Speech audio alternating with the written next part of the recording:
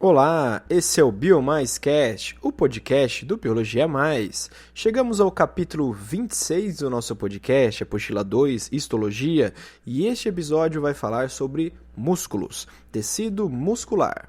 Os músculos compõem 40% da nossa massa corporal. Os músculos pesam. Uma pessoa com muitos músculos tem o seu peso, sua massa corporal bem elevada. São responsáveis pela manutenção da postura corporal, da locomoção, movimentos dos órgãos internos e os batimentos cardíacos. As células são alongadas e contráteis. A actina e miosina são as principais proteínas musculares responsáveis pelo seu movimento. Temos ainda a classificação dos músculos, que podem ser divididos em liso e estriado, e sendo que o estriado é dividido ainda em esquelético e cardíaco. Para fazer essa diferenciação, lembre-se, liso é lento, liso é lento, liso é lento, tá?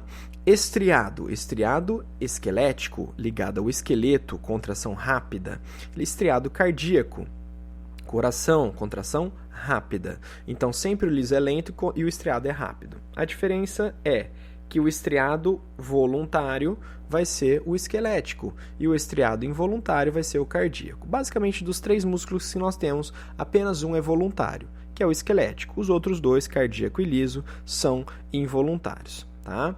O esquelético formam a carne do corpo, tracionam os ossos e movimentos voluntários. O liso dispõe-se em camadas dentro dos órgãos, por exemplo, nos intestinos.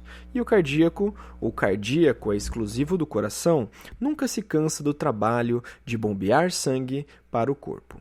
Sobre o músculo liso, está presente nos órgãos viscerais como esôfago, estômago, intestinos, útero, dentre outros. As células musculares lisas são alongadas e fusiformes, isto é, com as extremidades afiladas. As células são uninucleadas e não possuem a presença de estrias. Já as miofibrilas, que são as estruturas componentes de actina e miosina, estão dispostas de maneira trançada ao longo da célula, que promove o movimento lento, a contração lenta. A contração ela é mais duradoura do que o músculo estriado. O músculo liso ele pode contrair e segurar por mais tempo.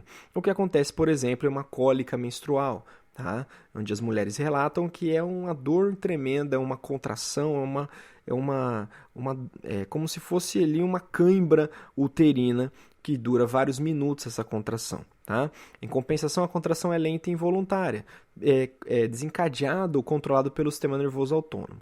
O músculo liso possui uma boa capacidade de regeneração, diferente dos músculos estriados, que têm capacidade de regeneração limitada. Tá? Temos ainda aqui o músculo cardíaco, que é chamado de miocárdio, é o músculo do coração. As células do músculo cardíaco são bem delimitadas, são ramificadas e apresentam de 1 a 2 núcleos por célula. As estrias proporcionam contração rápida e o seu controle é involuntário. Entre as células existem os chamados discos intercalares, que facilitam a passagem do impulso nervoso através do músculo. Isso é um tipo de sinapse elétrica que acontece exclusivamente nas células cardíacas. E o disco intercalar é o limite entre uma célula e outra. Ele possui pouca capacidade de regeneração quando comparada ao músculo liso, ok? Temos ainda o músculo esquelético, que compreende a carne, que a gente chama popularmente de carne, e está sempre ligado a algum osso através dos tendões. Lembrando que músculos, eles não têm a capacidade de puxar, de empurrar, somente de puxar. Para isso existem pares de músculos antagônicos, que estão posicionados estrategicamente, opostos em uma articulação que promove o movimento do corpo. A disposição das miofibrilas criam as estrias, e isso promove uma contração rápida. As células não estão claramente divididas e elas não são ramificadas assim como no músculo cardíaco. Isso cria um aspecto de sincício, como se houvesse uma fusão completa dos citoplasmas celulares. São multinucleadas justamente por isso. Como uma célula e outra acabaram se fundindo, os núcleos ficaram dispersos ali nessa massa de citoplasma. A contração é voluntária e ainda possui baixa capacidade de regeneração. Ok? Estudando um pouco a fibra esquelética. A fibra esquelética nada mais é do que a célula muscular. Então nós podemos chamar de miócito, de fibra esquelética ou de célula muscular.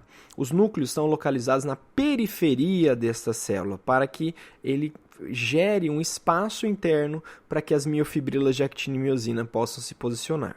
Os miócitos são quase completamente preenchidos por essas miofibrilas. Existe ainda um tecido conjuntivo que envolve as camadas musculares, começando da mais interna, chamada de endomísio. O endomísio ele é delicado, ele envolve cada fibra muscular ou miócito e contém vasos sanguíneos e terminações nervosas. Depois, quando vários miócitos se juntam e formam um feixe muscular, ele é envolvido pelo perimísio. O perimísio é mais espesso, envolve grupos de fibras musculares, que são os feixes, tá? E contém ainda vasos sanguíneos e nervos de maior tamanho, de maior calibre.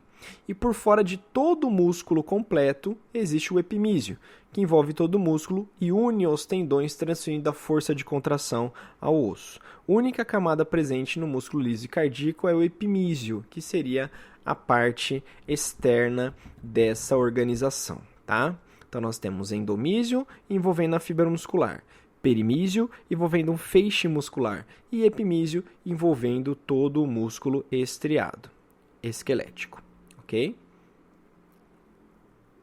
Temos ainda aqui, gente, eu vou destrinchar agora o componente ou a composição dos miócitos, que são as células musculares. Todo miócito contém a sua membrana plasmática, que na célula muscular em si, ela recebe um nome específico de sarcolema. O citoplasma da célula muscular chama-se sarcoplasma. Existe ainda uma dobra da membrana plasmática, que é perpendicular às miofibrilas, que ajuda na despolarização do músculo durante o ato de contração muscular, que chama de túbulos T. Esses túbulos T são importantes nisso, eles permitem que a despolarização atinja o retículo endoplasmático, que nesse caso é liso e é chamado retículo sarcoplasmático, cuja função básica é armazenar cálcio, que tem um papel vital na contração. Além disso, o miócito contém mitocôndrias, glicogênio, mioglobina e fosfocreatina, que falaremos mais adiante nesse mesmo podcast sobre suas funções, certo? Como que as miofibrilas de actina e miosina estão organizadas dentro do músculo ou dentro do miócito? Existe uma estrutura chamada de sarcômero ou miômero, que é a unidade de contração da célula muscular. Esse sarcômero é delimitado por duas linhas chamadas de linhas Zs, que são os limites do sarcômero. Entre uma linha Z e outra, é possível observar 5 faixas, tá, distribuídas, sendo que 3 delas são claras e 2 são escuras, e elas são alternadas, uma clara, uma escura, uma clara, uma escura, uma clara. Sempre, as faixas escuras são locais de sobreposição de actina e miosina, que nesse caso são 2, e as faixas claras são locais sem sobreposição. As 2 faixas da extremidade, próximas às linhas Z, são áreas exclusivas de actina, e a faixa do meio é uma área exclusiva de miosina. Sendo assim, existe uma denominação por linhas e bandas. A linha Z, como eu já falei, é o limite do sarcômero, é o local onde os filamentos de actina estão inseridos, como se fosse um garfo, os dentes de um garfo. A banda I é a faixa clara, que é interna à linha Z e é onde só existe filamentos de actina. A banda H é a faixa clara central, onde só existe filamento de miosina. E existe ainda uma denominação de banda A, que compreende todo o comprimento da miosina, tá? Tanto na parte sobreposta quanto na sobreposta, que é justamente para mostrar que quando existe a contração do sarcômero, a contração muscular, a miosina não diminui de tamanho, a actina não diminui de tamanho, elas aumentam a sua taxa de sobreposição.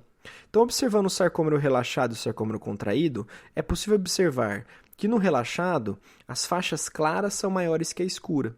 Ou seja, as faixas claras onde não há sobreposição são maiores onde as faixas que existem sobreposição.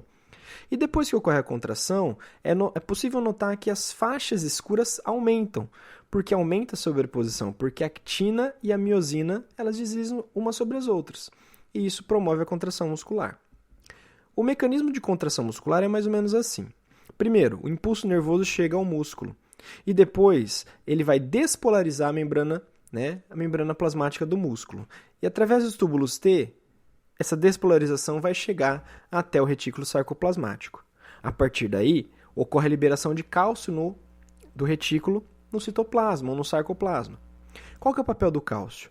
O cálcio entra em contato com as miofibrilas, provocando a ligação da miosina com a actina. Como que isso acontece? Na actina, envolvendo a actina, tampando a actina, existe um complexo de proteína chamada troponina-tropomiosina.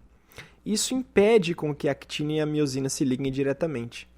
O cálcio, quando é liberado, ele puxa esse complexo e ele expõe a actina. Quando isso acontece, a miosina, que possui algumas cabeças flexíveis, quase que instantaneamente se liga à actina e flete essa cabeça, ela dobra para o centro. Ao fazer esse movimento de puxar, ao fazer esse movimento de vem aqui, tá? A actina desliza sobre a miosina, fazendo com que aumente a sobreposição, aumente as faixas escuras, diminua a distância entre as linhas E e o sarcômero se contraia. Mas veja que em nenhum momento eu disse que actina e miosina mudaram de tamanho, diminuíram e sim deslizaram. As moléculas de ATP liberadas liberam energia, fazendo com que a cabeça da miosina se dobre e volte à posição original. Então veja que isso é importante dizer o seguinte, que o ATP é gasto não para contração, porque a contração é algo quase que espontâneo. O ATP é gasto para o relaxamento muscular. Ok? Aí, para a gente relaxar. Quando o estímulo para, o cálcio passa a ser bombeado ativamente para dentro do retículo sarcoplasmático. É preciso limpar o cálcio daquela área para que ele deixe a troponina e tropomiosina voltar a tampar a actina e assim a miosina não consiga mais se ligar. Somado a isso, tem a ação do magnésio, que é antagônica ao cálcio, e ele passa a atuar no relaxamento muscular, certo? Ele também ajuda nesse desligamento da cabeça da miosina com a actina. A deficiência de magnésio pode causar contrações involuntárias, tremores, cãibras e até mesmo arritmias cardíacas. Existe um processo chamado rigidez cadavérica que ocorre logo após a morte, que pela falta de ATP, isso promove ou provoca uma quebra, né, na cadeia, ou ele evita que exista o bombeamento de cálcio e impede o relaxamento muscular. Por isso que o cadáver é duro logo após a sua morte.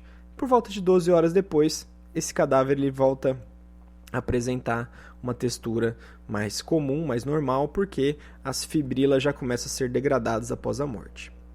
Qual que é o papel da fosfocreatina na contração muscular? Veja só, o estoque de ATP na célula mantém a contração por apenas meio segundo. Então pense em toda aquela respiração celular que você fez, quebrando a glicose, produzindo ATP, produzindo energia na sua alimentação. Esse monte de ATP que você produziu, vindo da glicose, é consumido em meio segundo de exercício. Veja como o exercício gasta ATP. Aí entra a fosfocreatina. A fosfocreatina é uma forma extra de energia para os músculos. Ela é até 10 vezes mais energética que o ATP. E o que ela faz? Durante a atividade física, ela transfere um fosfato, já que ela é fosfocreatina, ela transfere um fosfato para moléculas de ADP que estão ali ao redor da célula do músculo. Esse ADP ele só seria transformado em ATP novamente no repouso pela respiração celular. Porém, ali no meio do esforço, a fosfocreatina dá um turbo, recarrega esse ADP, transformando em ATP. Assim, a fosfocreatina se transforma em creatina, porque ela perde esse fosfato que foi transferido para o ADP. E em repouso, as moléculas de creatina são recarregadas com mais fosfato e elas voltam a ser chamadas de fosfocreatina. Então é um ciclo. Durante o exercício, a fosfocreatina transfere fosfato para o ADP, transformando o ADP em ATP e ela própria em creatina. Durante o repouso, a creatina recebe fosfatos novamente, voltando a ser fosfocreatina. Parte dessa creatina ela é convertida numa substância chamada de creatinina e é excretada pelos rins. A creatinina é uma forma de medir se os rins estão funcionando de maneira correta. Tanto de creatinina por ml de urina é uma medida segura para saber se o funcionamento renal está ok. Beleza? Então, o metabolismo do sistema de fosfato, você vai pegar ADP mais P e se transformar em ATP. Durante o descanso, Esse ATP vai transferir o fosfato para a creatina. E depois, durante o exercício, a creatina-fosfato vai transferir o fosfato para o ADP novamente, promovendo a formação de novos ATPs que vão executar a contração muscular. Tá? Moléculas de creatina liberadas durante um exercício extenuante, certo? São unidas à creatinina, são transformadas em creatinina e depois são excretadas na urina, tá bom? E para fechar esse assunto, tipos de fibras musculares, nós temos fibras do tipo 1 ou miosina lenta, lembra de exercício longo, ok? São adaptadas a esportes de alta resistência como maratonas. Também são chamadas de fibras vermelhas, pois possuem mais mioglobina, mitocôndrias e maior irrigação sanguínea. Um maratonista, por exemplo, um nadador de grandes distâncias, é um atleta que possui uma quantidade grande de fibras vermelhas, ou de tipo 1, ou de miosina lenta. As fibras do tipo 2 ou de miosina rápida são adaptadas a esportes de explosão, de curta duração, como 100 metros rasos e levantamento de peso. São chamadas também de fibras brancas, pois possuem pouca mioglobina, mitocôndrias e menor irrigação sanguínea. São conhecidas como fibras brancas, como por exemplo o Usain Bolt. Fiz até uma enquete no Instagram esses tempos, mostrando que um velocista como o Usain Bolt possuiria no seu corpo maior proporção de fibras brancas, que são as fibras rápidas para exercícios de explosão, ok? Para fechar então este podcast, esse eu não vou gravar separado, porque é rapidinho, é simplesinho, tá? Tem a música da contração muscular, que basicamente é uma adaptação do clássico infantil Atirei o Pau no Gato, porém é para a contração. Então, mais ou menos, fica assim. Vamos lá? Para a contração do músculo, a quitina, miosina, não encurtam-se, só deslizam-se, sempre com, muito cálcio e ATP. ATP! De novo. Para a contração do músculo, a quitina, miosina, não encurtam-se, só deslizam-se, sempre com, muito cálcio e ATP. ATP! É isso aí, moçada. Obrigado aí pela participação desse podcast, pelo ouvinte, né, que você está me dando o prazer de ser, ok? Compartilhe esse podcast com seus colegas, indiquem para quem vocês quiserem e até o próximo podcast do Biologia Mais. Um grande abraço e tchau, tchau!